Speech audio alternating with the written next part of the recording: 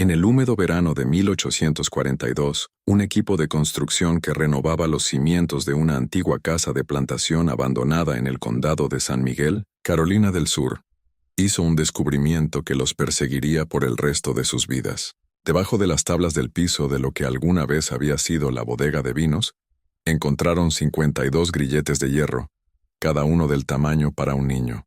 Rayados en las paredes de madera había docenas de nombres tallados con uñas desesperadas. Pero lo que hizo este hallazgo verdaderamente aterrador no fue solo la evidencia de cautiverio, sino la comprensión de que muchos de esos nombres pertenecían a niños que habían sido reportados como fugitivos en las últimas 2 décadas y media. Niños que, según registros de la plantación recientemente desenterrados, compartían la misma línea de sangre que su supuesto amo. Los archivos estatales de Carolina del Sur contienen más de 250 páginas de testimonios del juicio de 1842 contra Alejandro Hawthorne, documentos que fueron sellados por orden judicial y ocultados durante más de un siglo y medio. Lo que estás a punto de oír nunca ha sido contado en su totalidad. Una historia de un hombre que convirtió su propio árbol genealógico en un mercado de subastas de esclavos y una conspiración de silencio que protegió uno de los casos más perturbadores de abuso generacional en la historia estadounidense. La verdad sobre lo que ocurrió en la plantación Hawthorne revela una oscuridad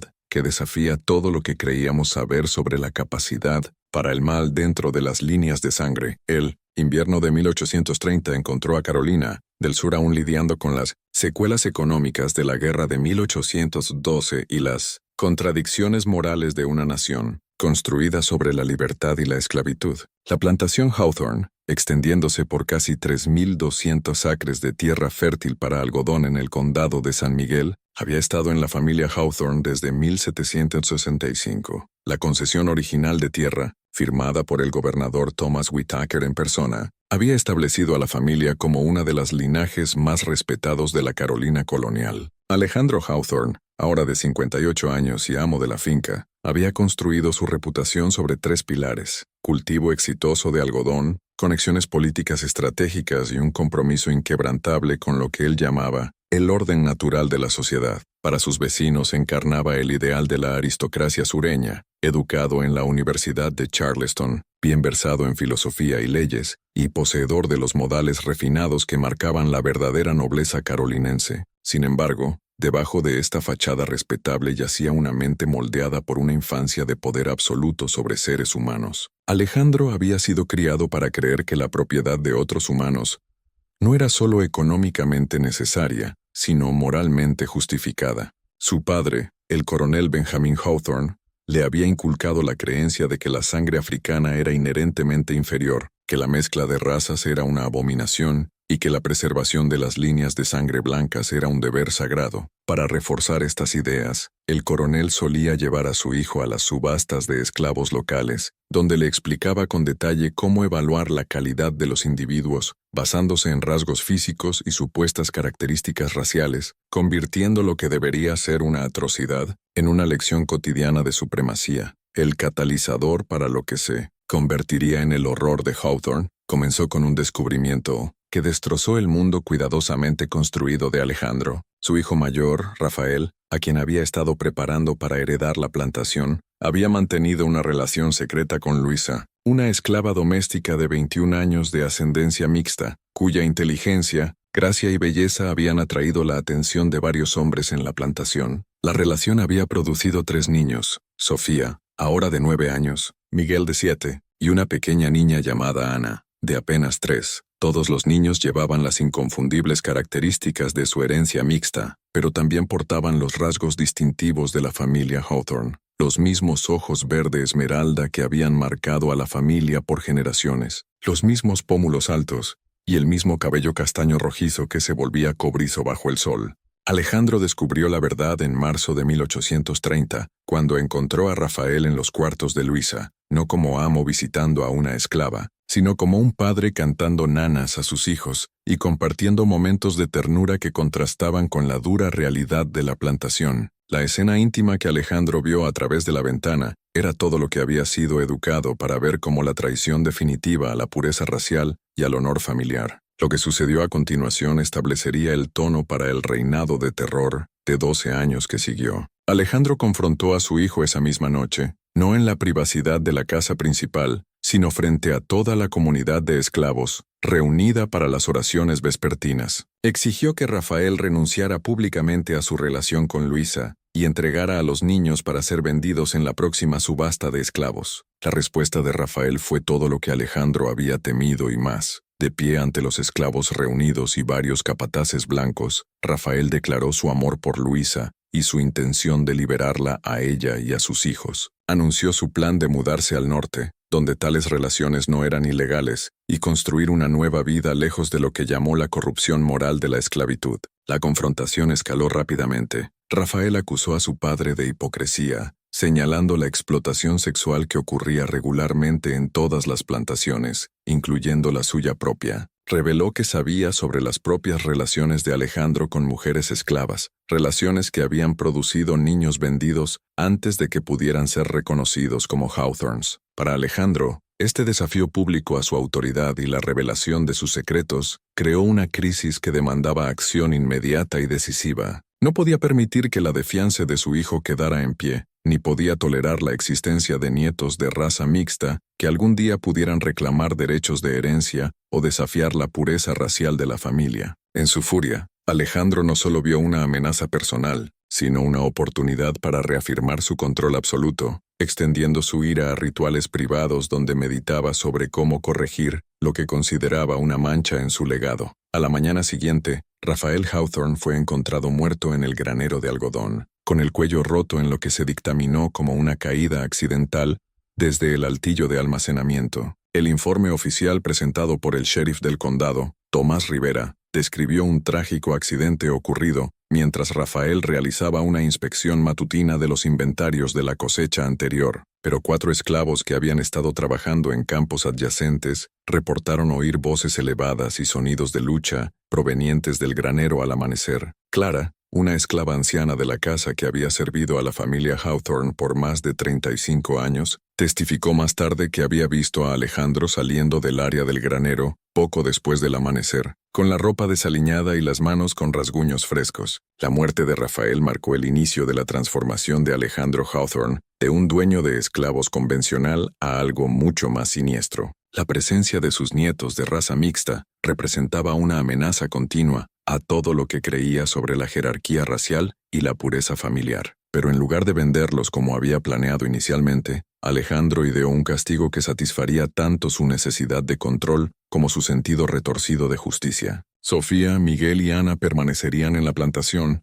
pero su verdadero parentesco sería ocultado. Serían criados como esclavos, ignorantes de su sangre Hawthorne y sometidos a la plena brutalidad de la vida en la plantación. En la lógica deformada de Alejandro, esto serviría como la prueba definitiva de la inferioridad racial.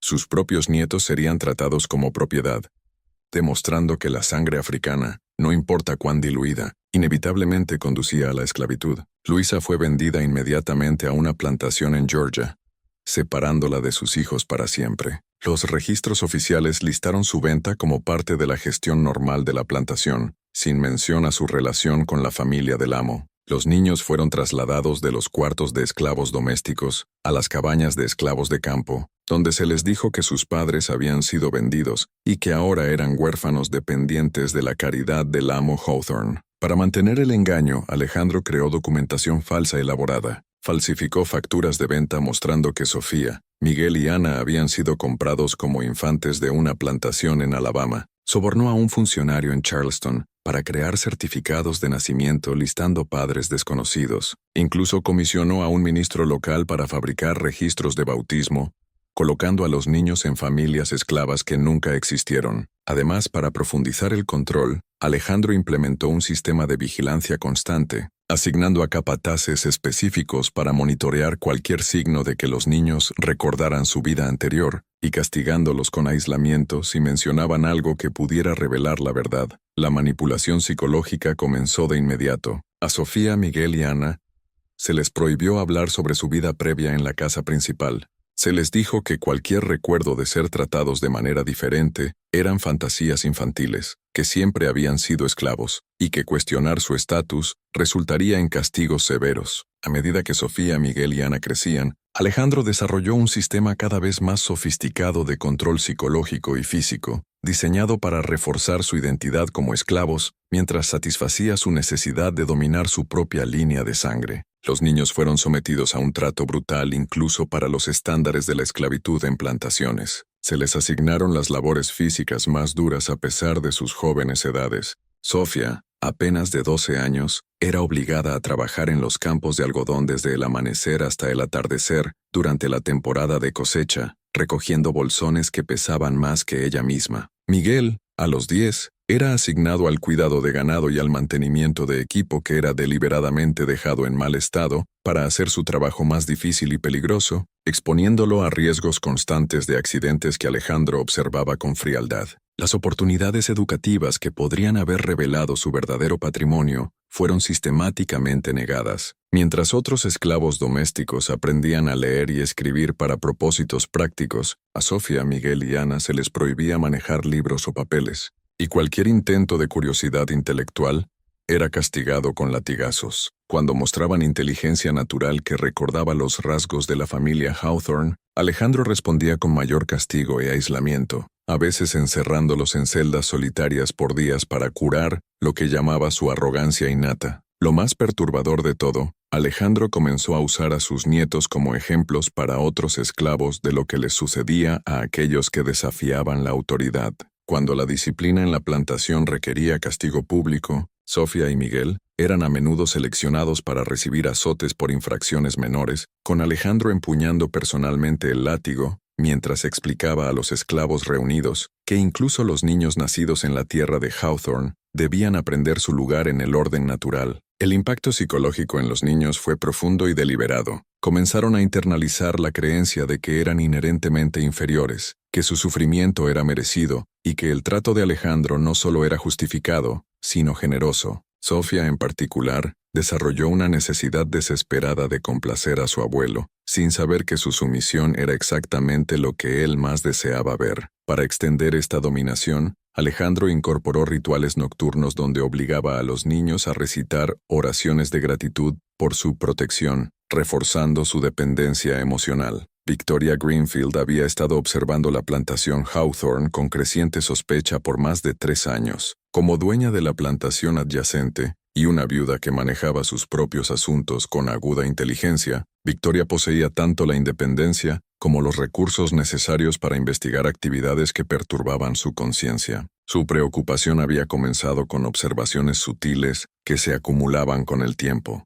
Notó que la población de esclavos en Hawthorne incluía varios niños que llevaban un parecido físico impactante con la familia del amo, semejanzas que iban más allá de la mezcla típica que ocurría en la mayoría de las plantaciones. Observó que ciertos esclavos recibían un trato que parecía diseñado para romper sus espíritus en lugar de maximizar su productividad, una práctica que no tenía sentido económico para un empresario supuestamente racional. Lo más perturbador eran los sonidos que cruzaban las líneas de propiedad en ciertas noches. La ventana del dormitorio de Victoria daba al límite oriental de la tierra de Hawthorne, y ella había desarrollado el hábito de leer hasta tarde en la noche. En múltiples ocasiones había oído gritos y llantos que parecían provenir de los cuartos de esclavos de Hawthorne, sonidos que sugerían sufrimiento más allá de la disciplina normal en plantaciones. Para profundizar su investigación, Victoria comenzó a registrar estos incidentes en un diario privado, anotando fechas,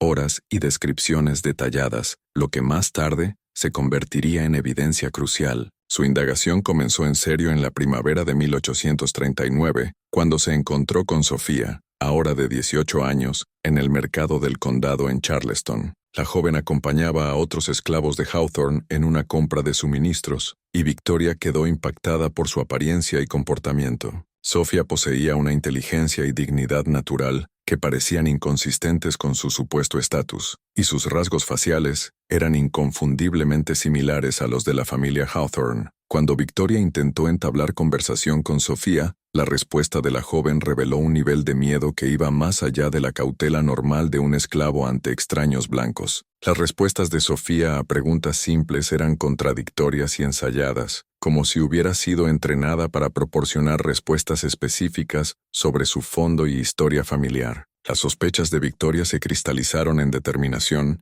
cuando presenció un incidente que confirmó sus peores temores sobre lo que estaba ocurriendo en la plantación Hawthorne. En 1900, una noche húmeda de septiembre de 1839, fue despertada por sonidos de violencia que eran imposibles de ignorar, voces elevadas en ira, el tintineo de cadenas y lo más escalofriante de todo, el grito de una joven mujer que fue abruptamente silenciado. Incapaz de permanecer pasiva por más tiempo, Victoria se vistió rápidamente y se dirigió a la línea de propiedad que separaba su tierra de la finca Hawthorne. Lo que descubrió esa noche la perseguiría por el resto de su vida y proporcionaría la evidencia necesaria para exponer los crímenes de Alejandro Hawthorne. Escondida en un bosquecillo de robles que ofrecía cobertura de ambas plantaciones, Victoria observó una escena que desafiaba la comprensión. Alejandro Hawthorne, acompañado por 3 de sus capataces más confiables, arrastraba a una figura luchadora hacia un edificio que Victoria había asumido era un granero de almacenamiento estándar.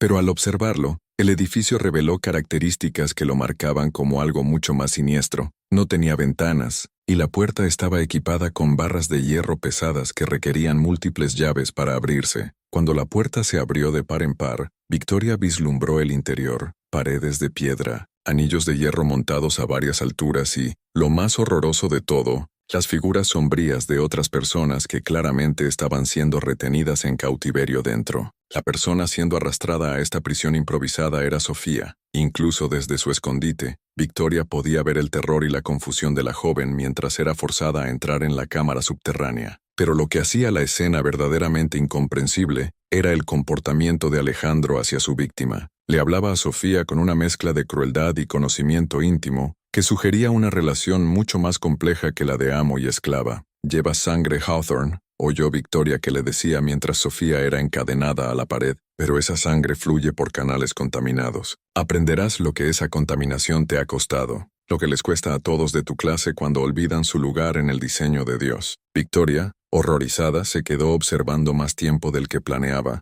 notando cómo Alejandro inspeccionaba personalmente las cadenas y daba instrucciones detalladas a los capataces sobre tratamientos adicionales, lo que le dio pistas sobre la extensión del abuso. Lo que Victoria presenció esa noche fue solo un incidente en un programa sistemático de abuso que Alejandro había estado conduciendo por más de una década. Mientras continuaba su vigilancia secreta en los meses siguientes, descubrió evidencia de un programa de reproducción que usaba a sus propios nietos como base para crear lo que él llamaba ganado controlado. Sofía había sido forzada a relaciones sexuales con otros esclavos desde que alcanzó la madurez física, con Alejandro seleccionando personalmente a sus parejas basadas en criterios que parecían diseñados para producir niños con características físicas específicas, como resistencia al trabajo pesado o rasgos que facilitaran su venta en mercados especializados. Los descendientes de estas uniones forzadas eran inmediatamente separados de sus madres y criados en la instalación subterránea,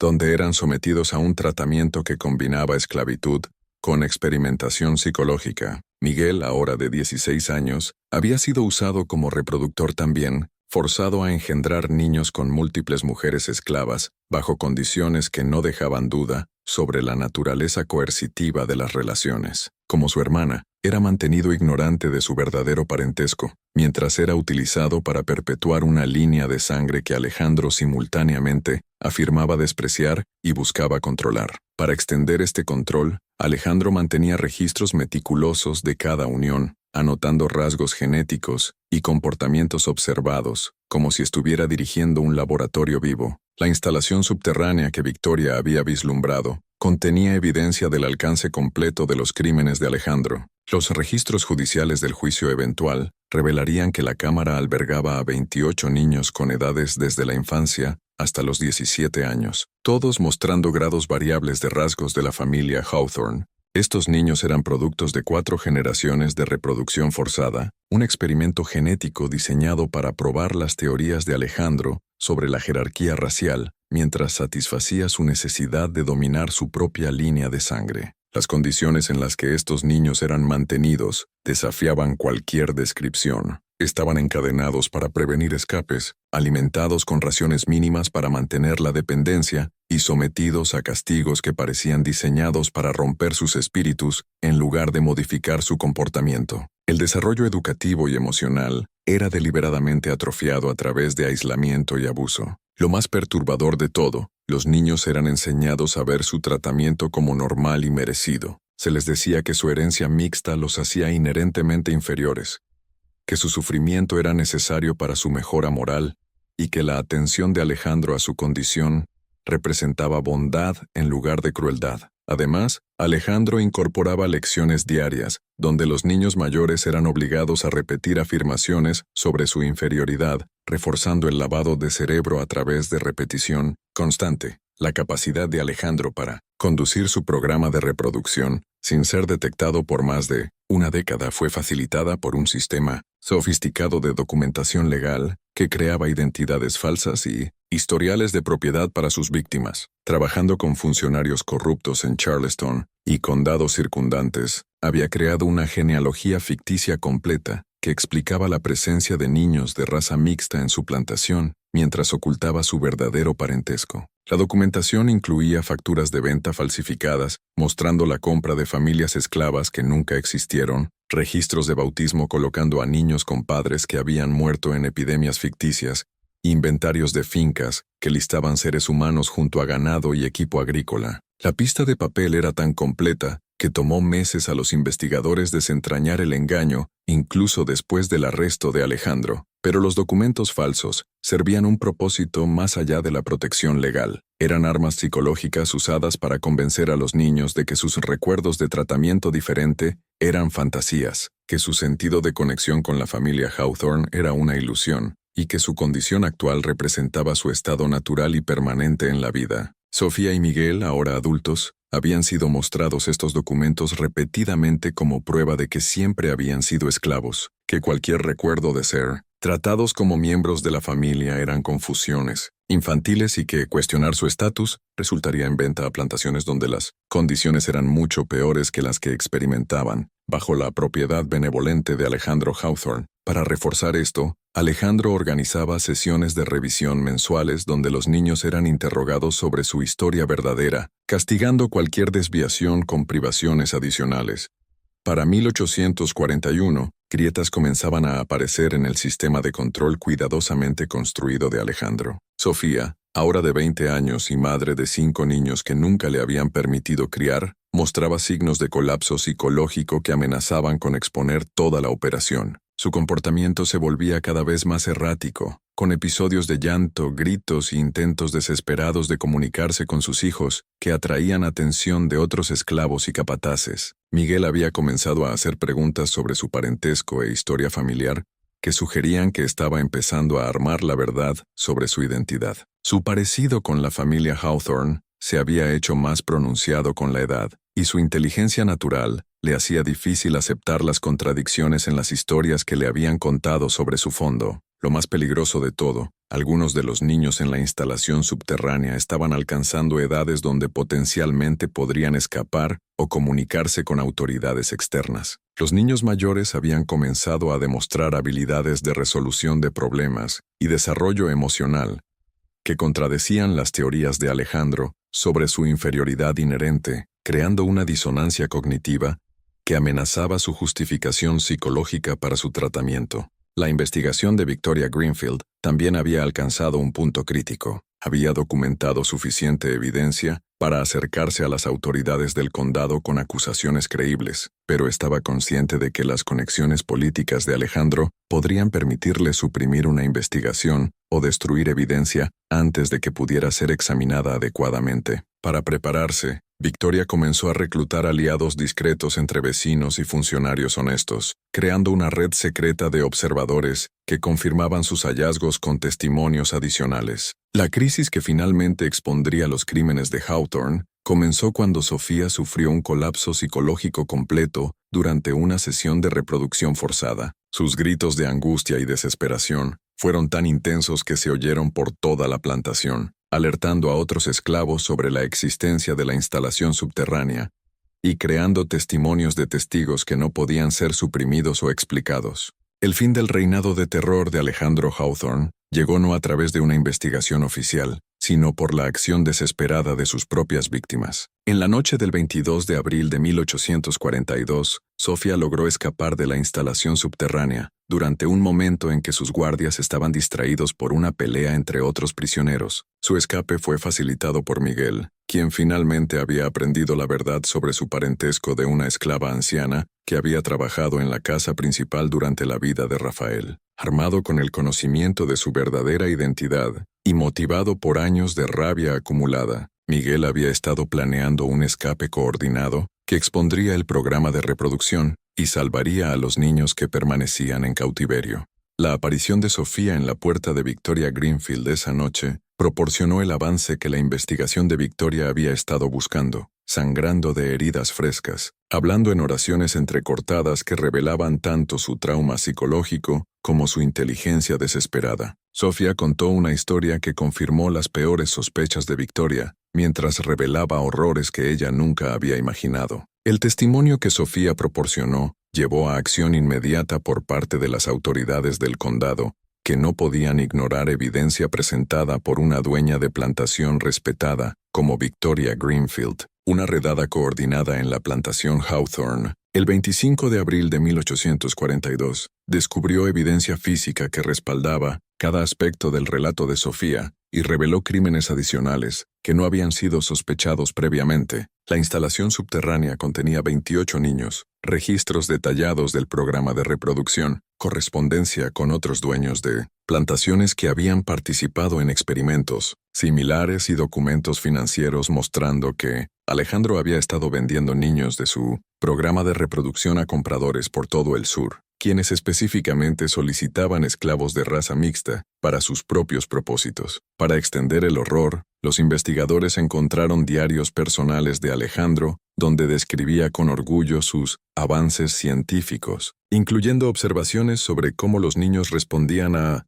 diferentes niveles de privación. El juicio de Alejandro Hawthorne comenzó el 15 de julio de 1842 en el Tribunal de Charleston y rápidamente se convirtió en uno de los procedimientos legales más sensacionales en la historia de Carolina del Sur. El caso atrajo atención de todo el sur y el norte, con periódicos proporcionando cobertura diaria de testimonios que revelaban el alcance completo de los horrores en plantaciones, mientras desafiaban suposiciones fundamentales sobre la esclavitud, la familia y la identidad racial. El testimonio de Sofía fue el centro de la acusación de la fiscalía, hablando con una dignidad e inteligencia que contradecía cada estereotipo sobre la inferioridad de los esclavos. Describió 12 años de abuso, mientras mantenía un recuerdo perfecto de fechas específicas, eventos y conversaciones que podían ser corroborados por evidencia física y otros testigos. Su relato de descubrir su verdadero parentesco fue particularmente devastador.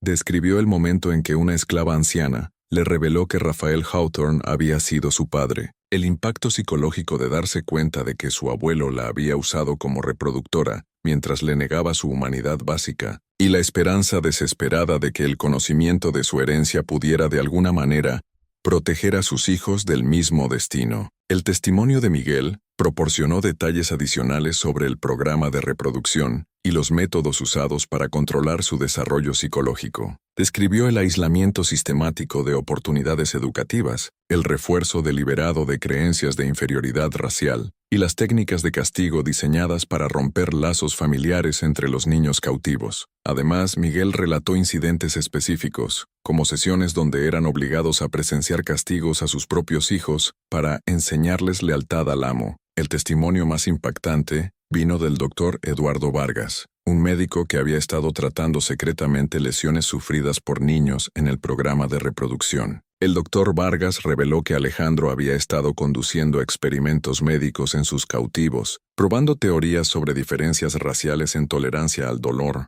susceptibilidad a enfermedades y desarrollo psicológico. Para ilustrar, describió cómo niños eran sometidos a exposiciones controladas a venenos menores para medir reacciones, todo documentado en cuadernos que Alejandro guardaba como datos científicos. Estrategia de defensa de Alejandro Hawthorne reveló la profundidad de su corrupción psicológica y su completa Incapacidad para comprender la enormidad moral de sus crímenes. En lugar de negar los hechos presentados por los testigos de la fiscalía, su abogado argumentó que las acciones de Alejandro estaban legalmente justificadas bajo los códigos de esclavitud de Carolina del Sur y moralmente respaldadas por teorías científicas sobre la jerarquía racial. La defensa presentó testimonios de profesores de la Universidad de Carolina del Sur que argumentaron que la mezcla de sangre blanca y africana creaba individuos inherentemente inestables que requerían medidas especiales de control para prevenir violencia contra la sociedad blanca. Afirmaron que el programa de reproducción de Alejandro representaba una forma de investigación científica que eventualmente beneficiaría a ambas razas al demostrar la importancia de mantener la separación racial.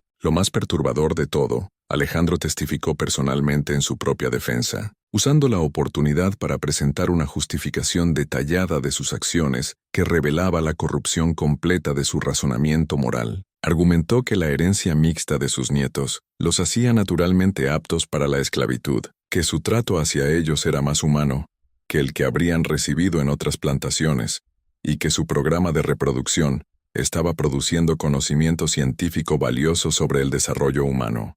Cuando fue cuestionado sobre el impacto psicológico de sus crímenes en sus víctimas, Alejandro demostró una completa incapacidad para empatizar con su sufrimiento. Describió a Sofía y Miguel como especímenes en lugar de seres humanos. Se refirió a sus hijos como sujetos experimentales y expresó orgullo por su habilidad para mantener control sobre múltiples generaciones de su propia línea de sangre. En una extensión de su testimonio, Alejandro incluso citó pasajes bíblicos retorcidos para justificar su misión divina de purificar la sangre contaminada. El argumento final de la defensa fue que las acciones de Alejandro, aunque quizás moralmente cuestionables, estaban legalmente protegidas bajo las leyes de Carolina del Sur que gobernaban la propiedad de esclavos, y que la persecución representaba un precedente peligroso que podría socavar toda la institución de la esclavitud. La deliberación del jurado duró menos de 3 horas. El 20 de agosto de 1842, Alejandro Hawthorne fue encontrado culpable en múltiples cargos de asesinato, secuestro y crímenes contra la naturaleza. La velocidad del veredicto reflejaba no solo la evidencia abrumadora presentada por la fiscalía, sino también la repulsión moral del jurado ante crímenes que excedían los límites de lo que incluso una sociedad esclavista podía tolerar. La declaración de sentencia del juez se convirtió en uno de los documentos más citados en la historia legal. El juez Roberto López declaró que los crímenes de Alejandro representaban una corrupción de los afectos naturales tan completa y una perversión del deber cristiano tan absoluta que desafiaban nuestra comprensión de la depravación humana. Lo sentenció a muerte por ahorcamiento, con la ejecución programada para el 10 de octubre de 1842. Pero el impacto del juicio se extendió mucho más allá del castigo individual de Alejandro. El testimonio había expuesto una red de dueños de plantaciones,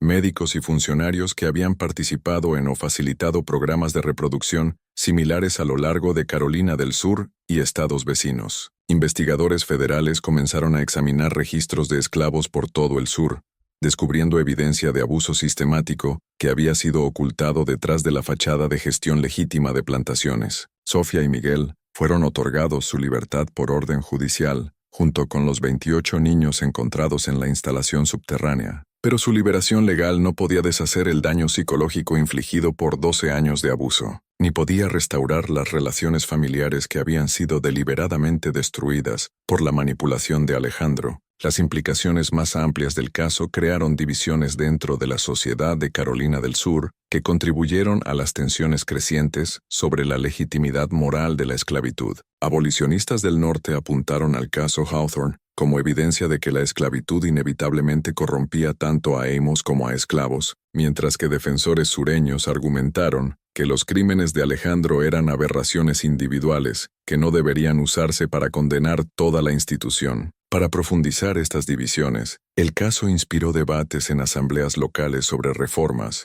aunque muchas fueron bloqueadas por intereses económicos. La ejecución de Alejandro Hawthorne, el 10 de octubre de 1842, atrajo multitudes de toda Carolina del Sur, que vinieron a presenciar el fin de un hombre cuyos crímenes habían conmocionado a la nación. Pero el momento más significativo ocurrió no durante el ahorcamiento público, sino en la confesión privada que Alejandro hizo a su ministro en las horas antes de su muerte. El reverendo Daniel Ortiz, que había conocido a la familia Hawthorne por más de 35 años, escribió más tarde que la confesión final de Alejandro reveló crímenes que excedían incluso lo que había sido probado durante el juicio. En sus últimas horas, enfrentando la certeza del juicio divino, Alejandro admitió el asesinato de su hijo Rafael y proporcionó detalles sobre otros miembros de la familia que habían muerto bajo circunstancias sospechosas. Lo más horroroso de todo, Alejandro reveló que su programa de reproducción había estado operando por más tiempo del que los investigadores habían descubierto. Confesó haber vendido más de 50 niños de sus experimentos genéticos a compradores por todo el sur y el Caribe, niños cuyos destinos permanecían desconocidos y cuya existencia había sido completamente ocultada de las autoridades legales. La confesión también reveló la motivación psicológica detrás de los crímenes de Alejandro.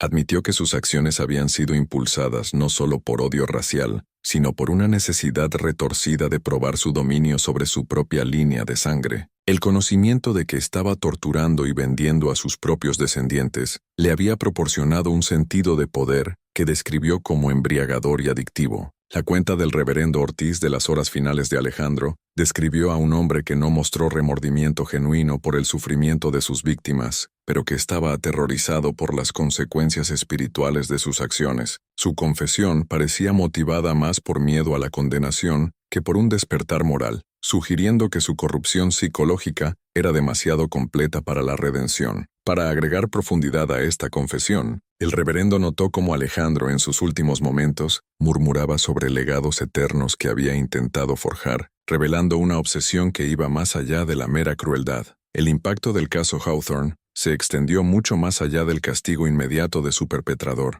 Sofía y Miguel, a pesar de su libertad legal, lucharon por años para superar el condicionamiento psicológico que había moldeado sus identidades desde la infancia. Sofía nunca se recuperó completamente del trauma de aprender que su abuelo la había usado como reproductora y murió en 1852, a la edad de 31 años, habiendo nunca sido capaz de formar relaciones normales con sus hijos sobrevivientes. Miguel demostró más resiliencia, eventualmente mudándose al norte a Nueva York, donde estableció una operación agrícola exitosa y crió una familia, pero llevó las cicatrices de su experiencia por el resto de su vida, y sus descendientes reportaron que nunca hablaba sobre su infancia o su herencia de Carolina del Sur. Los 28 niños rescatados de la instalación subterránea enfrentaron desafíos aún mayores. Muchos habían sido tan severamente dañados por años de abuso e aislamiento que eran incapaces de funcionar en la sociedad normal. Algunos fueron colocados en instituciones para los perturbados mentales, mientras que otros fueron adoptados informalmente por familias que a menudo explotaban su vulnerabilidad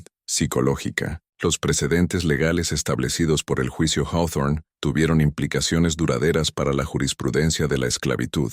El caso demostró que incluso dentro del marco de la propiedad legal de esclavos, había actos tan moralmente reprensibles que excedían la protección de los derechos de propiedad. Este principio sería citado en casos subsiguientes, involucrando abuso extremo de esclavos, y contribuiría a restricciones legales crecientes sobre la autoridad absoluta de los amos sobre su propiedad humana. Para extender su influencia, el caso inspiró reformas en otros estados, donde se implementaron inspecciones mínimas en plantaciones, aunque con resistencia. Quizás lo más perturbador de todo fue el esfuerzo sistemático para borrar el caso Hawthorne de la memoria histórica. Dentro de 6 años de la ejecución de Alejandro, familias poderosas de Carolina del Sur habían logrado suprimir la mayoría de los registros públicos del juicio y remover referencias al caso de archivos de periódicos y compilaciones legales. La motivación para este encubrimiento era clara. El caso Hawthorne había expuesto vulnerabilidades en el sistema de esclavitud que amenazaban las fundaciones económicas y sociales de la sociedad sureña. Si un dueño de plantación respetado podía conducir tal abuso sistemático por décadas sin detección, ¿cuántas otras operaciones similares podrían existir?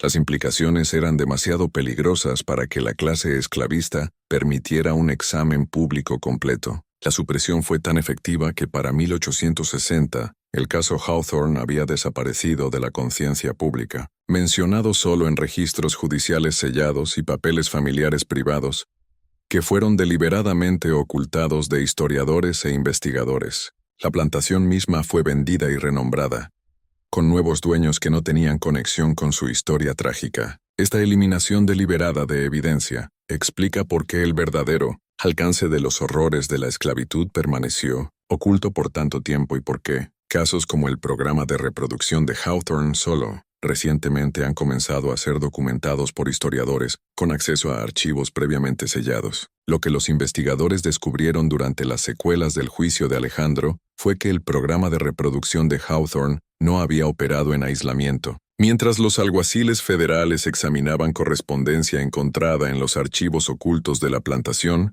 descubrieron evidencia de una red sofisticada de dueños de plantaciones, médicos y mercaderes que habían estado colaborando en experimentos genéticos similares a lo largo de Carolina del Sur y el sur más amplio. El doctor Lorenzo Mendoza, un prominente médico de Charleston que había proporcionado consultas médicas para la operación Hawthorne, reveló bajo interrogatorio que al menos 15 otras plantaciones en Carolina del Sur sola estaban conduciendo programas de reproducción sistemáticos usando individuos esclavizados de ascendencia mixta. Estas operaciones variaban en sus metodologías específicas, pero todas compartían el objetivo común de producir niños con características físicas particulares que comandaban precios premium en mercados de esclavos especializados. La correspondencia entre Alejandro y el doctor Mendoza, datando desde 1832, revelaba las pretensiones científicas que habían motivado su colaboración. El doctor Mendoza había convencido a Alejandro de que su programa de reproducción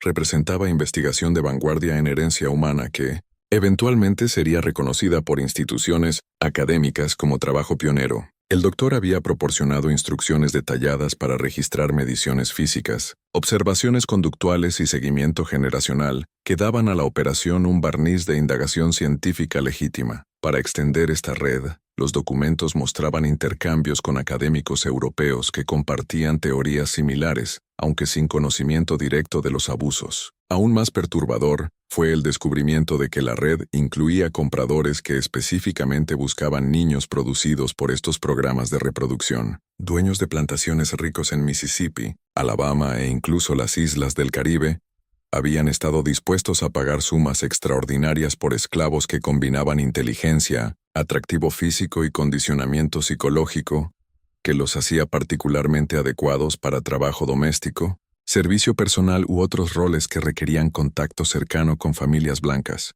Los registros financieros incautados de la plantación Hawthorne mostraban que Alejandro había recibido pagos totalizando más de $28,000 entre 1832 y 1842 por niños vendidos a través de esta red. En una era donde un esclavo adulto de campo podría venderse por $500, los precios premium pagados por sus niños especialmente criados demostraban los incentivos económicos que habían impulsado la expansión de tales operaciones. A medida que la investigación se profundizaba, testimonios de niños rescatados y víctimas adultas sobrevivientes revelaron los métodos psicológicos sofisticados que Alejandro había desarrollado para mantener control sobre múltiples generaciones de cautivos. Sus técnicas iban mucho más allá del castigo físico y el aislamiento, incorporando lo que más tarde sería reconocido como guerra psicológica sistemática, diseñada para destruir la identidad individual y reemplazarla con dependencia completa de la voluntad del amo. Los niños en el programa de reproducción eran separados de sus madres dentro de horas de nacer y criados en entornos comunales donde se les daba deliberadamente información conflictiva sobre su parentesco y herencia. Se les contaban historias diferentes sobre sus orígenes dependiendo de su comportamiento, con niños buenos siendo prometidos eventuales reuniones con padres ficticios que supuestamente vivían en plantaciones distantes, mientras que niños difíciles eran amenazados con venta a amos brutales que no proporcionarían conexiones familiares en absoluto. Para sofisticar esto, Alejandro usaba maestros sustitutos entre los capataces para simular figuras parentales, solo para revocar esa bondad como castigo, creando ciclos de apego y traición. El aspecto más insidioso de esta manipulación psicológica era la forma en que Alejandro usaba verdades parciales para reforzar creencias falsas. Niños que mostraban signos de recordar su herencia Hawthorne eran dichos que tales recuerdos eran evidencia de enfermedad mental que requería tratamiento a través de aislamiento y castigo aumentados. Eran convencidos de que sus recuerdos de tratamiento diferente eran síntomas de una locura hereditaria que los hacía peligrosos para sí mismos y otros. La instrucción religiosa era weaponizada como otra herramienta de control. Los niños eran enseñados una versión pervertida del cristianismo que enfatizaba su pecaminosidad inherente, debido a su herencia mixta, la necesidad de sufrimiento como purificación para su contaminación racial y el nombramiento divino de Alejandro Hawthorne como su guardián espiritual, cuyo trato duro era evidencia del amor de Dios en lugar de crueldad humana. Laura Martínez, una de las niños mayores rescatadas de la instalación subterránea, proporcionó testimonio que revelaba el éxito completo de estos métodos psicológicos. A los 15 años, había sido tan completamente condicionada que inicialmente se negó a dejar la instalación durante el rescate, insistiendo en que el mundo exterior era peligroso para gente como ella, y que la protección de Alejandro era necesaria para su supervivencia. El testimonio completo del Dr. Eduardo Vargas, dado a puertas cerradas debido a su contenido perturbador, reveló que el programa de reproducción de Hawthorne había incluido experimentos médicos que empujaban los límites de lo que podía justificarse incluso bajo los estándares éticos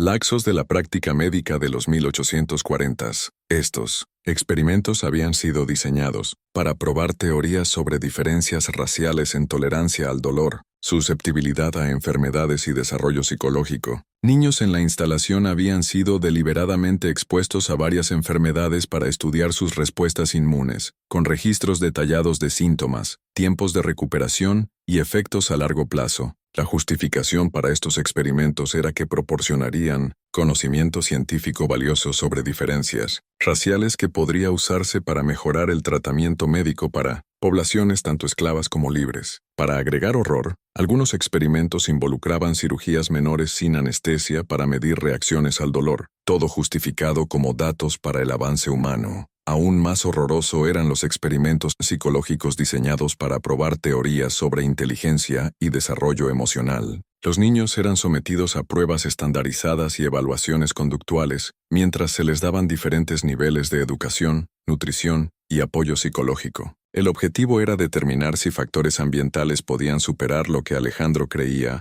eran limitaciones genéticas impuestas por su herencia mixta. Los registros médicos encontrados en la biblioteca personal de Alejandro incluían dibujos anatómicos detallados, gráficos conductuales y correspondencia con médicos en colegios médicos que habían expresado interés en sus hallazgos de investigación. Estos documentos revelaban que Alejandro había estado planeando publicar sus resultados como un tratado científico que establecería su reputación como pionero en el estudio de la herencia humana. El testimonio del Dr. Vargas también reveló que varios niños habían muerto como resultados directos de estos experimentos médicos, muertes que habían sido registradas en los registros oficiales de la plantación como muertes naturales por enfermedades infantiles comunes. La verdadera causa de muerte había sido ocultada a través de certificados médicos falsificados y entierros en tumbas sin marcar en secciones remotas de la propiedad de la plantación. A medida que los investigadores federales expandían su indagación más allá de la plantación Hawthorne, descubrieron evidencia de una conspiración que alcanzaba los niveles más altos de la sociedad de Carolina del Sur. Políticos, jueces, clérigos y líderes empresariales habían estado al tanto de actividades inusuales en Hawthorne y operaciones similares, pero habían elegido permanecer en silencio, ya sea por beneficio personal o miedo a consecuencias sociales. El sheriff del condado Tomás Rivera, que había dictaminado la muerte de Rafael como accidente en 1830, admitió bajo juramento que había sido sobornado para evitar investigaciones exhaustivas de muertes sospechosas y desapariciones conectadas a la plantación. Su testimonio reveló que Alejandro había pagado cantidades regulares para asegurar que reportes de actividades inusuales fueran descartados o destruidos antes de llegar a autoridades superiores. El juez Roberto López, que presidió el juicio de Alejandro, escribió más tarde en sus memorias privadas que rumores sobre el programa de reproducción de Hawthorne habían estado circulando en círculos legales de Charleston por más de una década. Sin embargo, la prominencia social de la familia, Hawthorne y los intereses económicos de otros dueños de plantaciones habían creado presión para evitar investigaciones oficiales que podrían exponer actividades similares en toda la región. Para ilustrar la extensión, documentos mostraban reuniones secretas donde estos líderes discutían estándares de discreción para proteger sus operaciones. La conspiración de silencio había sido mantenida a través de una combinación de incentivos financieros, presión social y amenazas de retaliación económica. Dueños de plantaciones que podrían haber estado inclinados a reportar actividades sospechosas eran recordados que sus propias operaciones serían sujetas a escrutinio aumentado si atraían atención a prácticas irregulares dentro de su comunidad. Líderes religiosos habían sido particularmente cómplices en mantener el encubrimiento. El reverendo Daniel Ortiz, pastor de la iglesia presbiteriana atendida por la familia Hawthorne, admitió que había estado al tanto del interés inusual de Alejandro en teorías sobre jerarquía racial y pureza genética. Sin embargo, había elegido interpretar estos intereses como discusiones teológicas en lugar de planificación práctica para actividades criminales. Testimonios de niños rescatados revelaron que había habido múltiples intentos de escape a lo largo de los años, esfuerzos que habían sido sistemáticamente suprimidos y usados como oportunidades para reforzar el control psicológico sobre los cautivos restantes. El intento más significativo había ocurrido en 1838, cuando Miguel y 4 otros adolescentes habían logrado romper de la instalación subterránea y alcanzar el camino del condado, antes de ser recapturados. Las secuelas de este intento de escape habían demostrado la sofisticación de la manipulación psicológica de Alejandro. En lugar de simplemente castigar a los escapados, había usado su recaptura como una oportunidad para demostrar la futilidad de la resistencia y los beneficios de la sumisión a su autoridad. Miguel y sus compañeros habían sido traídos ante la población cautiva reunida y forzados a describir su experiencia en el mundo exterior bajo coacción. Testificaron que habían estado aterrorizados y confundidos por la libertad, que extraños blancos los habían tratado con sospecha y hostilidad, y que habían estado agradecidos de regresar a la seguridad de la protección de Alejandro. Este testimonio forzado había sido reforzado por encuentros escenificados con autoridades externas que aparecían para confirmar que esclavos escapados enfrentaban recaptura y castigo inevitables. Lo que los niños no sabían era que estas autoridades eran en realidad asociados de Alejandro, que estaban jugando roles diseñados para reforzar su desesperanza y dependencia. El impacto psicológico de estos intentos de escape fallidos había sido devastador. Niños que de otra manera podrían haber estado dispuestos a arriesgar la libertad, se convencieron de que su situación actual, por terrible que fuera, era preferible a los peligros e incertidumbre del mundo exterior. Elena Ruiz, rescatada a los 13 años, testificó más tarde que los intentos de escape fallidos habían sido más dañinos psicológicamente que el abuso físico que había soportado. La demostración de que incluso la libertad temporal llevaba a recaptura inevitable y castigo aumentado, la había convencido de que la resistencia no solo era fútil, sino actual y perjudicial para sus compañeros cautivos. Para agregar capas, estos eventos eran seguidos por sesiones de reflexión, donde los niños eran obligados a escribir o dictar lecciones aprendidas sobre la bondad del amo. Uno de los descubrimientos más impactantes durante la investigación fue evidencia de que el programa de reproducción de Hawthorne había estado conectado a redes internacionales involucradas en tráfico humano y experimentación genética. Correspondencia encontrada en los archivos personales de Alejandro revelaba conexiones con operadores en el Caribe, América del Sur e incluso Europa, que estaban conduciendo programas similares. Cartas de asociados en Jamaica y Venezuela describían programas de reproducción que producían esclavos específicamente diseñados para tipos particulares de labor o servicio personal. Estas operaciones internacionales compartían información sobre selección genética, condicionamiento psicológico y demanda de mercado, que les permitía coordinar sus actividades y maximizar ganancias de comercio de esclavos especializado. El aspecto internacional de la red explicaba cómo Alejandro había podido vender niños de su programa de reproducción sin atraer atención de autoridades locales. Niños que podrían haber sido reconocidos en mercados de Carolina del Sur eran enviados a ubicaciones distantes donde sus orígenes no podían ser rastreados y sus rasgos distintivos de la familia Hawthorne no serían notados. El capitán Miguel Serrano, un capitán de barco que había transportado niños de la operación Hawthorne a mercados en Mobile y Savannah, testificó que había llevado carga que sabía consistía en esclavos especialmente criados destinados a compradores ricos que pagaban precios premium por individuos con características físicas y psicológicas particulares. Las conexiones internacionales también revelaban que la Operación Hawthorne había sido parte de un movimiento más amplio entre dueños de plantaciones e intelectuales que creían que la esclavitud podía hacerse más eficiente y rentable. A través de la gestión científica de la reproducción humana, este movimiento había atraído apoyo de figuras prominentes en múltiples países que veían la experimentación genética como un camino a avance económico y control social. Para ilustrar, cartas mostraban planes para conferencias secretas donde estos grupos intercambiaban mejores prácticas en reproducción controlada, el proceso de rescatar y rehabilitar a los niños encontrados en la instalación subterránea de Hawthorne resultó ser mucho más complejo y desafiante de lo que las autoridades habían anticipado. 28 niños con edades desde 4 hasta 18 habían sido tan completamente condicionados psicológicamente que muchos inicialmente se negaron a dejar su cautiverio y tuvieron que ser convencidos de que el rescate no era otra forma de castigo. La doctora Isabel Torres, una médica pionera de Filadelfia especializada en tratar víctimas de trauma psicológico, fue traída a Carolina del Sur para supervisar el proceso de rehabilitación. Sus reportes detallados preservados en la Sociedad Histórica de Pensilvania proporcionan una ventana única a los efectos a largo plazo del abuso psicológico sistemático y los desafíos de deshacer años de condicionamiento.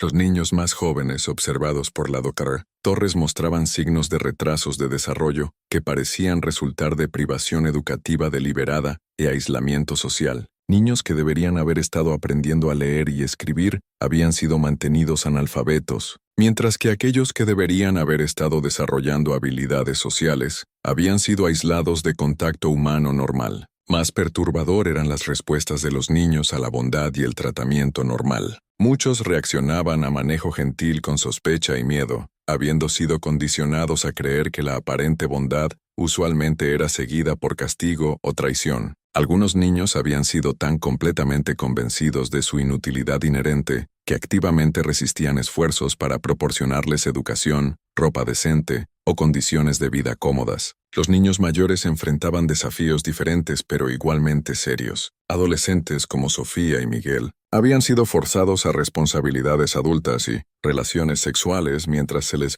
negaba el desarrollo emocional e intelectual necesario para entender o procesar sus experiencias. Su recuperación requería no solo sanación de trauma, sino también ponerse al día con años de desarrollo psicológico perdido. El descubrimiento más perturbador de la doctora Torres fue que algunos de los niños habían sido tan completamente rotos por su experiencia que parecían incapaces de formar relaciones humanas normales o funcionar independientemente en la sociedad. Estos niños habían sido tan sistemáticamente deshumanizados que parecían haber perdido aspectos esenciales de su humanidad que podrían nunca ser recuperados. Para apoyar su recuperación, la doctora Torres implementó terapias grupales innovadoras donde los niños compartían historias en entornos seguros, ayudando a reconstruir lazos familiares perdidos. Como parte de los procedimientos legales, los investigadores intentaron rastrear la genealogía completa del programa de reproducción de Hawthorne para identificar a todas las víctimas y establecer el alcance completo de los crímenes de Alejandro. Esta investigación reveló un árbol familiar complejo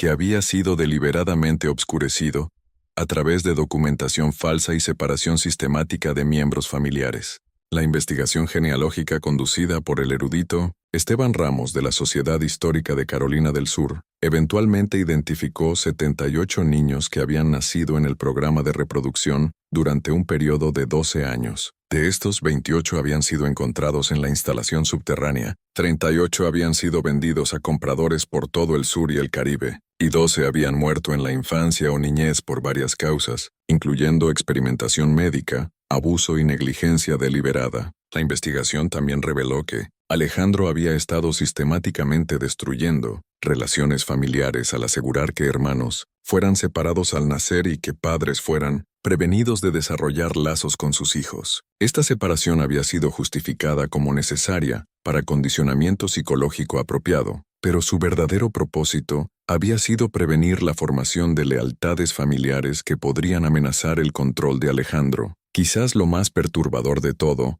fue el descubrimiento de que algunos niños en el programa de reproducción habían sido forzados a reproducirse con sus propios hermanos o medio hermanos, creando generaciones adicionales de niños cuya herencia genética era aún más compleja y cuyas relaciones familiares eran imposibles de desenredar. La investigación genealógica también reveló que Sofía y Miguel no eran los únicos nietos de Alejandro en el programa de reproducción. Al menos 8 otros niños capturados en la instalación subterránea descendían de Rafael Hawthorne u otros miembros de la familia Hawthorne, significando que Alejandro había estado abusando sistemáticamente de múltiples generaciones de su propia línea de sangre. Para completar el cuadro, los investigadores usaron muestras de cabello y descripciones físicas para confirmar parentescos, revelando capas adicionales de incesto forzado.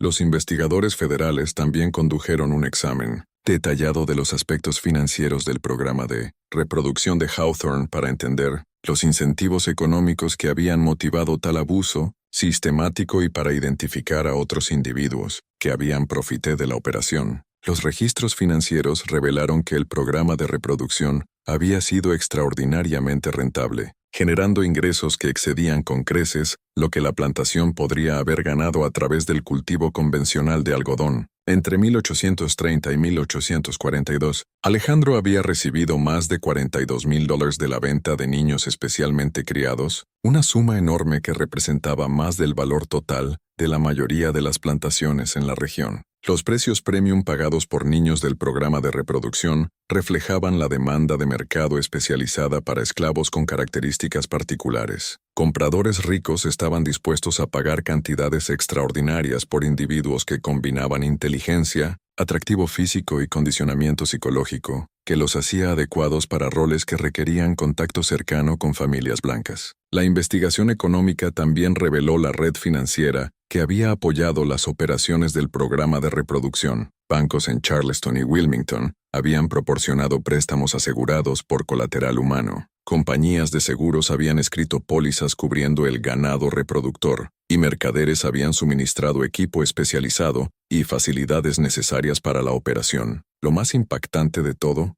fue el descubrimiento de que varias familias prominentes de Carolina del Sur habían invertido en la operación Hawthorne como socios silenciosos, proporcionando capital a cambio de acciones en las ganancias de las ventas de niños. Estos inversionistas habían estado al tanto de la naturaleza de la operación, pero habían elegido la ganancia financiera sobre la responsabilidad moral. El análisis económico también demostró cómo el programa de reproducción había distorsionado mercados laborales locales y valores de propiedad. La disponibilidad de esclavos especialmente condicionados había creado demanda que impulsaba precios para todos los individuos esclavizados, mientras que los ingresos premium generados por operaciones de reproducción habían animado a otros dueños de plantaciones a experimentar con actividades similares. Para cuantificar, reportes mostraban un aumento del 25% en precios de esclavos en mercados regionales durante el periodo. El estudio a largo plazo de la doctora Isabel Torres sobre los sobrevivientes de Hawthorne, conducido durante un periodo de 6 años siguiendo su rescate, proporcionó insights sin precedentes en los efectos psicológicos duraderos del abuso sistemático y las posibilidades de recuperación de trauma severo. Sus hallazgos, publicados en el Journal Americano de Ciencias Médicas en 1848, documentaron tanto la resiliencia notable de algunos sobrevivientes como el daño permanente sufrido por otros. El estudio se convirtió en un trabajo landmark en el desarrollo temprano de la psicología del trauma e influyó en enfoques para tratar víctimas de abuso severo por décadas. Las experiencias de los sobrevivientes variaban dramáticamente, basadas en su edad al rescate, la longitud de su cautiverio y su resiliencia psicológica individual. Los niños más jóvenes, aquellos bajo los 9 años, mostraban la mayor capacidad para recuperación cuando se les proporcionaba cuidado consistente y educación. Sin embargo, incluso estos niños retenían algunos efectos duraderos de su trauma temprano, incluyendo dificultad para confiar en figuras de autoridad y sensibilidad aumentada a rechazo o abandono. Los adolescentes y adultos jóvenes enfrentaban desafíos más complejos en su recuperación. Muchos luchaban con confusión de identidad, habiendo sido enseñados información contradictoria sobre su herencia y valor. Algunos tenían dificultad para formar relaciones románticas debido a sus experiencias con reproducción forzada, mientras que otros luchaban con relaciones parentales por su separación de familias biológicas. El caso de Sophia Hawthorne fue particularmente trágico. A pesar de su libertad legal y acceso a cuidado de apoyo, nunca se recuperó completamente del trauma de descubrir que su abuelo la había usado como reproductora mientras le negaba su humanidad básica. Sufrió de lo que la doctora Torres describió como melancolía profunda, períodos de disociación y una incapacidad para formar relaciones de confianza con hombres. Miguel demostró más resiliencia, eventualmente estableciendo una vida exitosa en Nueva York, donde se casó y crió hijos. Sin embargo, la correspondencia de la doctora Torres con él continuó por años después de su reubicación, revelando luchas continuas con pesadillas, ansiedad sobre la seguridad de sus hijos y dificultad para discutir sus experiencias, incluso con amigos confiables. Para ayudar,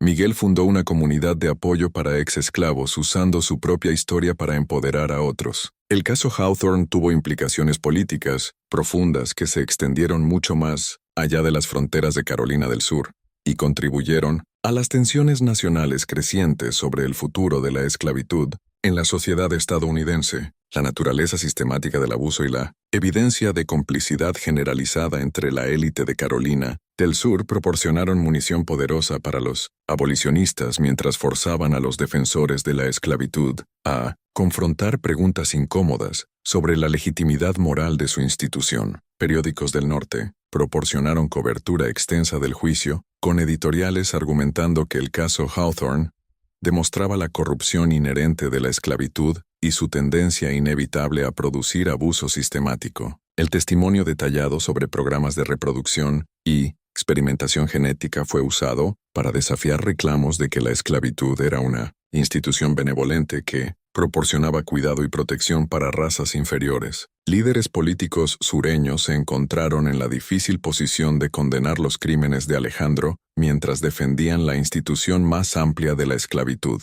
Muchos argumentaron que el caso Hawthorne representaba una aberración individual en lugar de problemas sistemáticos. Pero esta posición se volvió cada vez más difícil de mantener a medida que evidencia emergía de operaciones similares en toda la región. El caso también influyó en debates legislativos sobre regulación y supervisión de la esclavitud. Algunos políticos propusieron nuevas leyes requiriendo inspección de cuartos de esclavos y exámenes médicos de individuos esclavizados para prevenir abuso similar, mientras que otros argumentaron que regulación aumentada interferiría con derechos de propiedad y eficiencia económica. El impacto político se extendió a relaciones internacionales también. Críticos europeos de la esclavitud estadounidense apuntaron al caso Hawthorne como evidencia de violaciones sistemáticas de derechos humanos que hacían a los Estados Unidos inadecuados para relaciones diplomáticas normales. Estas críticas se volvieron particularmente problemáticas mientras América buscaba expandir sus relaciones comerciales internacionales e influencia territorial. Para extender su alcance,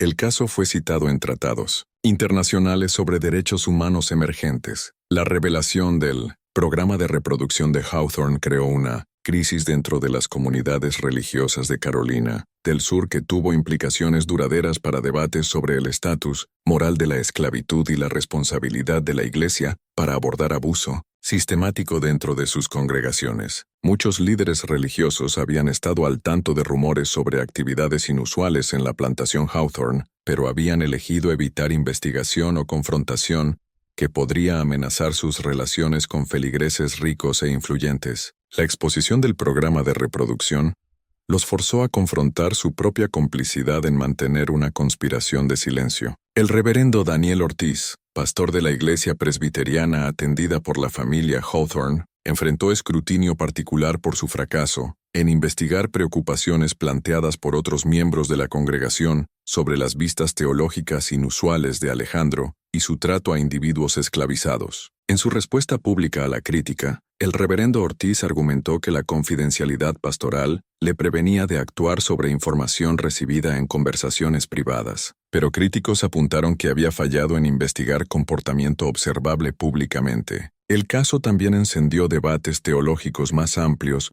sobre la compatibilidad de la esclavitud con enseñanzas cristianas. Algunos líderes religiosos argumentaron que el caso Hawthorne demostraba la pecaminosidad inherente de la esclavitud y llamaron a abolición inmediata, mientras que otros mantenían que abuso individual no negaba la sanción divina de la institución cuando se manejaba propiamente. Líderes religiosos progresivos usaron el caso para empujar reformas dentro de sus denominaciones, incluyendo requisitos para supervisión clerical, de manejo de plantaciones e inspección regular de cuartos de esclavos. Sin embargo, estas propuestas enfrentaron fuerte resistencia de congregaciones cuya prosperidad económica dependía del trabajo esclavo. El impacto a largo plazo en comunidades religiosas fue significativo. Muchas iglesias experimentaron divisiones entre miembros que apoyaban abolición inmediata y aquellos que defendían emancipación gradual o esclavitud continuada bajo condiciones reformadas. Estas divisiones contribuyeron a las rupturas denominacionales, que eventualmente debilitarían la influencia de la religión organizada en debates sobre esclavitud.